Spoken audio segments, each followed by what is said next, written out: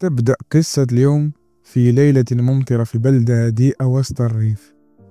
الشرطة كانت تحقق في جريمة داخل بيت قديم، وهناك اكتشفوا شيئا غريبا جدا.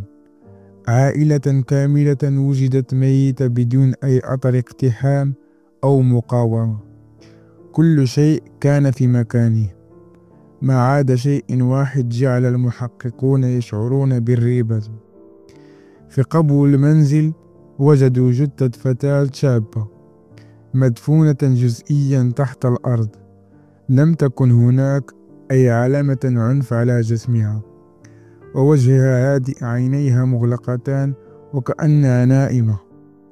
لم يعرفوا من هي، فوضعوا لها اسما مؤقتا، جين دو، هو اسم يستخدم للجثث المجهولة. تم نقل الجثة إلى مسرح صغير يشتغل فيه طبيب عجوز يدعى توم وابنه الشاب أوستون. كانت مهمتهما معرفة سبب وفاة هذه الفتاة. بدت العملية بسيطة، لكنها كانت بداية كابوس طويل. عندما بدأوا الفحص لاحظوا أن حرارة الجسم الفتاة باردة جدا، أكثر من الطبيعي، رغم أن الطقس لم يكن بارد. وعندما فتحوا صدرها ظهرت مفاجأة: قلبها محترق، رئتيها سوداوان، ولسانها مقطوع. ومع ذلك بشرتها من الخارج سليمة تماما، لا توجد أي علامة إصابة. تومي وأوستون لم يصدقوا ما رأوه. كان الأمر غير طبيعي، وكأن الجثة تعرضت للتعذيب الداخلي بدون أي أثر خارجي. وفجأة انطفأت الأضواء. سمع صوت همسات في الغرفة، أصوات غير واضحة وكأن هناك من يتحدث باللغة غريبة. عادت الكهرباء بعد دقائق، لكن الخوف بدأ يتسلسل إليهما، وبدأت الجثة تتحرك ببطء. أصابعها اهتزت، فمها فتح قليلا، وهكذا بدا لهما. استمروا في الفحص، فوجدوا داخل معدتها قطع قماش قديمة مكتوب عليها رموز سحرية، كما وجد علامات تحت جلدها تشبه رموز الطقوس القديمة. بعد البحث اكتشفوا أن هذه الرموز تعود إلى زمن محاكمة السحر في القرن السابع عشر، وتحديدا في مدينة سلام الأمريكي، حيث كانت النساء تتهم بالسحر ويعذبون بطريقة قاسية. أدرك توم أن هذه الجثة ليست ضحية عادية، إنها ساحرة قديمة تم تعذيبها، لكن روحها ما زالت محبوسة داخل جسدها. بدأت الأحداث تزداد رعبا، الأبواب تغلق من تلقاء نفسها، الجثث الأخرى تتحرك، الأصوات تزداد، والضلال تظهر على الجدران.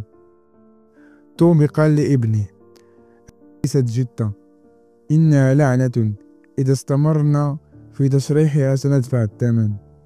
لكن الوقت كان قد فات. اشتعلت النار فجأة في المشرحة، وأوستون حاول الهرب، لكن والده توفي داخل الغرفة. نجا الابن، لكنه خرج وهو في حالة صدمة لا يستطيع الكلام.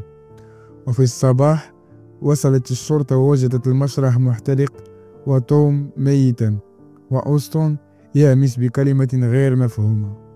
لكن الشيء المرعب أن الجثة جين دو لم تتأثر بالنار، لم تصب بأي خدش، كانت كما هي، ووجهها هادئ كأن شيئا لم يحدث.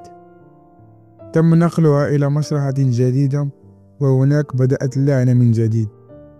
في سيارات الإسعاف لاحظ المسعفون أن يد الجثة تتحرك قليلا، ثم فتحت عينيها للحظة ثم أغلقتها. حاولوا تجاهل الأمر، لكن الخوف بدأ يتسلسل إلى قلبها. وصلت الجثة إلى المشرح الجديد، وكان الطبيب المناوب شاب يدعى سامر. استلم الجثة ووضعها في الثلاجة، ثم عاد إلى مكتبه. بعد فترة قصيرة سمع صوتا غريب. عندما دخل غرفة التبريد وجد باب الثلاجة مفتوحا والجثة اختفت. ركض إلى الهاتف لطلب المساعدة، لكن الخط مقطوع. ثم سمع صوت خطوات بطيئة تقترب، بدأت تنطفئ واحدة تلو الأخرى، إلى أن وصل الظلام إلى الباب الغرفة التي كان فيها. وفجأة ظهرت جين دو تمشي ببطء، لا تتكلم لا تصرخ، فقط تمشي. سامر حاول الاختباء، لكنه شعر بشيء خلفه. عندما استدار وجدها تقف خلفه مباشرة، تكلم فقط، همست بكلمة غير مفهومة. وفجأة فقد وعيه. عندما استيقظ وجد نفسه محاطا برموز غريبة على الجدران. لا أثر لجثة، لا أثر لأي شيء.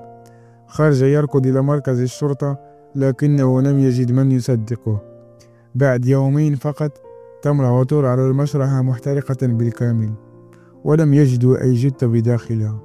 لا أحد يعرف إلا أين ذهبت جون دو.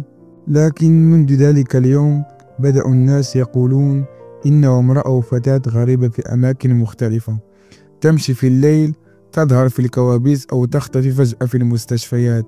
ويقال إن كل من يراها يختفي بعدها بأيام.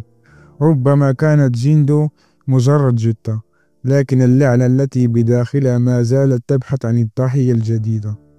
هذه هي قصة اليوم. لا تنسوا أن تعطونا رأيكم في التعليقات، ودعمنا بالزر اللايك والاشتراك في القناة ليصلكم كل جديد.